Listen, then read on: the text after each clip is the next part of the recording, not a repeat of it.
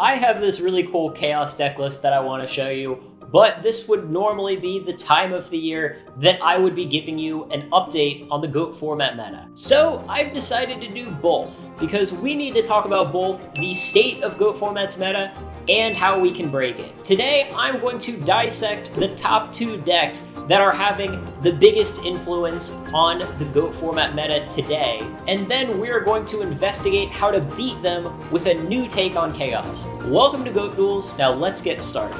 First, this here is what I call the Cynic's Chaos deck. This was a first place deck list from Purple Drunk, and I'm showcasing it not because I want to pick on this particular player, but because decks that look like this are very popular right now. You can find plenty of decks from different tournaments that are only 1 or 2 cards off from this list. The reason that I call it the Cynic's Chaos deck is because it's very focused on card draw and tempo. So if you're the kind of person who thinks that GOAT format is just all about who sees more Trinity pieces, then this deck list makes total sense. We've got the jars and the upstarts to draw us through our deck, and then we've also got the wing blasts to stop our opponent from drawing through theirs. But I think what's more interesting about this deck isn't the cards that it contains, but rather the cards that it does not contain.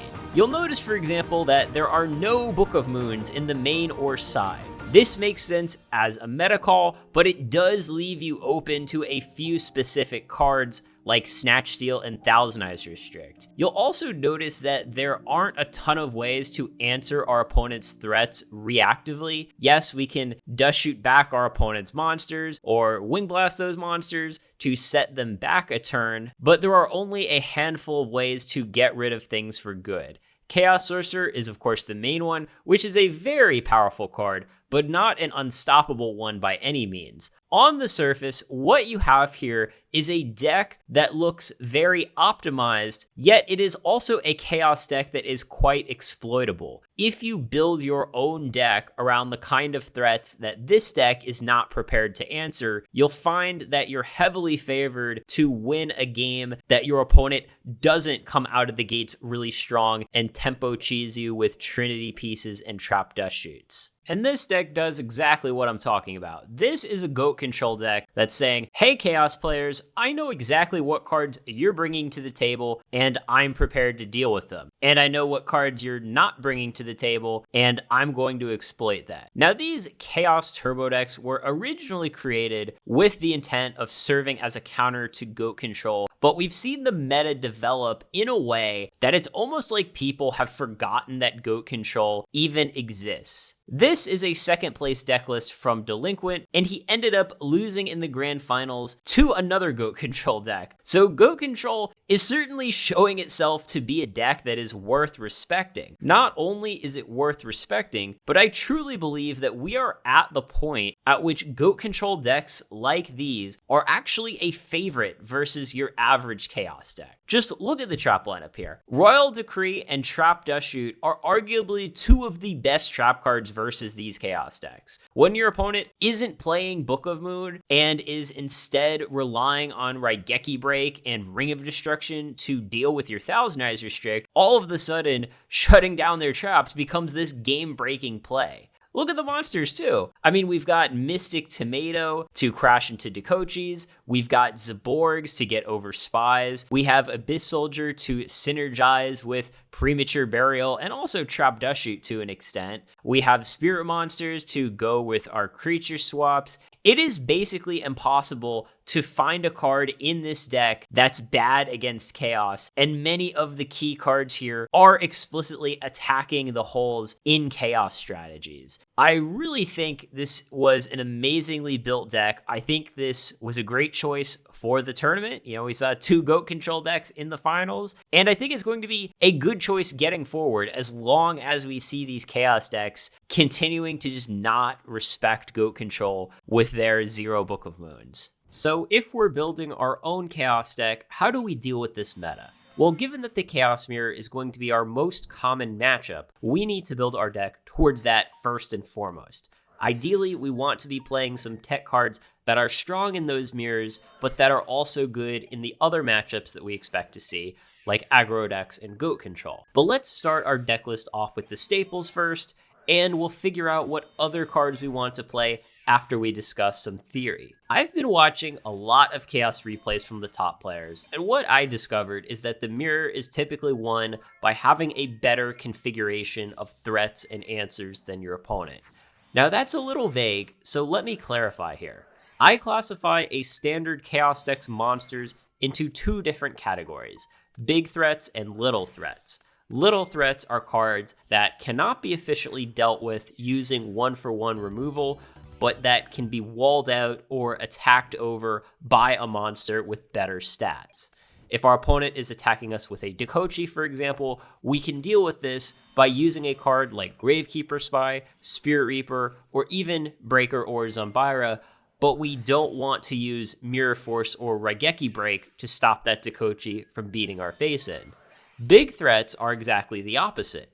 If our opponent is attacking with a Chaos Sorcerer, we cannot wall it out with Spy, Reaper, etc., but we would be happy to trade our Mirror Force 1-for-1 with that Chaos Sorcerer so that we can get some board presence and maybe start even going on the offensive with our own little threats. This creates an interesting dynamic, and what makes it even more interesting is the fact that currently, most Chaos players are only playing a handful of answers to big threats and not playing any ways to protect their own big threats. So if we can win the battle of my Chaos Sorcerer is more likely to stick around than your Chaos Sorcerer, we can get an edge in the mirror. I call this the Psychotog principle. 20 years ago, the best Magic the Gathering deck was a blue-black control deck built around this creature Psychotog, which was also the deck's only win condition. So what ended up happening there is that the Psychotog mirror matches became focused around who could keep a Psychotog in play.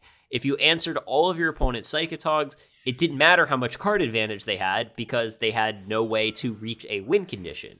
While of course Yu-Gi-Oh! Is not Magic, I think Chaos Sorcerer and Blackluster Soldier are the Psychotogs of the Chaos mirrors. So right away, I started off by saying, I want some ways to protect my big threats from removal.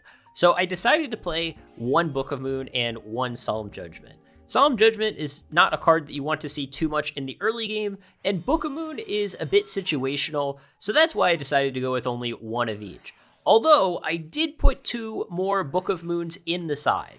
It is hands down your best card versus Goat Control, as it stops their Thousand Eyes Restrict and gets under Royal Decree. Our side decking strategy versus Goat Control is to take out our traps and put in more Book of Moons. By doing this, we get to make Goat Control feel like it's 2020 again, where our deck just hard counters theirs. If you're completely foregoing Book of Moon in your main and side, you are making a huge mistake in today's meta. I have one card though that has carried me for a 100% win rate in my Chaos Turbo mirrors, and that card is Golem Sentry. This card is not by any means a new idea, but it really helps break the big threat, little threat dynamic that I talked about earlier. It only pokes for 800, but like Chaos Sorcerer, it cannot be walled out and must be dealt with using 1-for-1 removal like Raigeki Break or Nobleman of Crossout. This is great because Golem Sentry requires relatively little commitment on our part while forcing our opponent to use up their valuable removal to deal with it. Because our deck is so reliant on Golem Sentry to deal small amounts of damage to our opponent, we're also not playing Upstart Goblin. I know a lot of people will take this deck and add 2 Upstart Goblins, but you would be making a huge mistake by doing so. We're not a tempo deck. We're a small ball control deck that doesn't want to give our opponent those extra life points to work with. I'm also playing Raigeki Break rather than Phoenix Windblast, which again has to do with the strategy that we're going for. The mistake that a lot of players make with Raigeki Break is that they use it too early. It is not a card that you just fire off early to kill some random face down. This is something that you save for power cards like Chaos Sorcerer and Snatch Steal. You use it to protect your own power plays like a Tsukiyomi Loop, or even just your Golem Sentry. Now, I know guys are going to lose their shit in the comments when they hear this, but I'm also main decking 2 Sakuretsu armor. I had a lot of people after my last video saying that Sakuretsu was a terrible card, and I had no idea what I was talking about, but it has honestly massively overperformed for me in this deck. It's obviously great against aggro decks, which are fairly popular. But again, I know this is blasphemy, but it is honestly quite good in a standard Chaos Mirror. And this is because a lot of people either don't play Book of Moon or they side it out, and then they side in their Kaikus.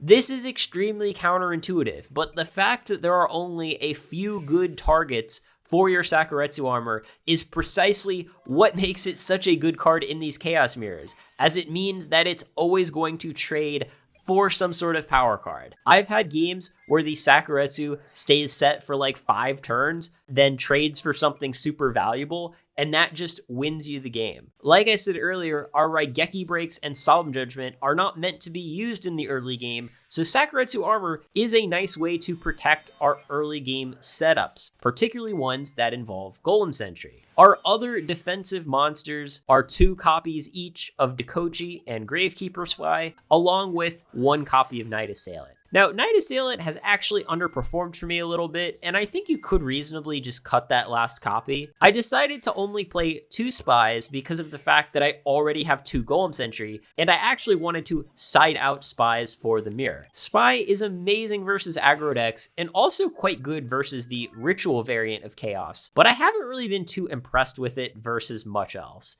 It can be strong in Chaos Mirrors, but it has such a high likelihood of getting hit by someone's crossout that in the real world, it doesn't see a lot of action in those Chaos Mirrors. It's also a liability versus mind control, which is something that I want to play around post-side. The last traps are 2 Trap Death Shoots and 1 Jar of Greed. Trap Death Shoot has great synergy with Golem Sentry, and if you really do expect a lot of mirrors, I think you could just main the 3rd copy. Instead, though, I have that last copy in the side deck. Jar of Greed can be cut for something else, but I have liked it for playing around opposing Dust Shoots or baiting out Heavy Storm. If I'm going first and I open Dust Shoot and Jar of Greed, I will typically not activate that Dust Shoot right away and instead use that to bait out that Heavy Storm first. The side deck always comes down to preference and meta calls, but I do think that you do need to side Scapegoat and meta.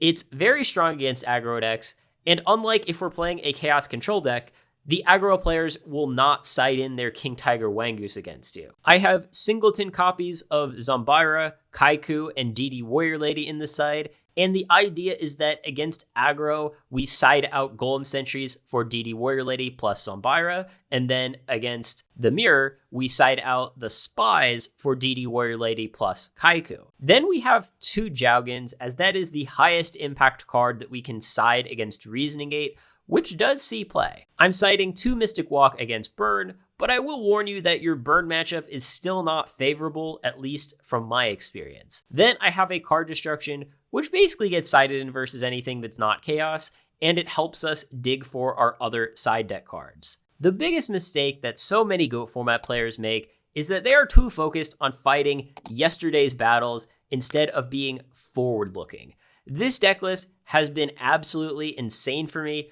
particularly in these Chaos Mirrors. I have just been fist pumping every time my opponent has started off game 1 by discarding a Thunder Dragon, because I just know that they're going to have such a hard time reaching a win condition versus my deck unless they see some very nutty draws. So give this deck a try. I really do think it will surprise you. And if you want to find out more about why GOAT format is still ripe for innovation rather than just being solved, then go watch this video over here.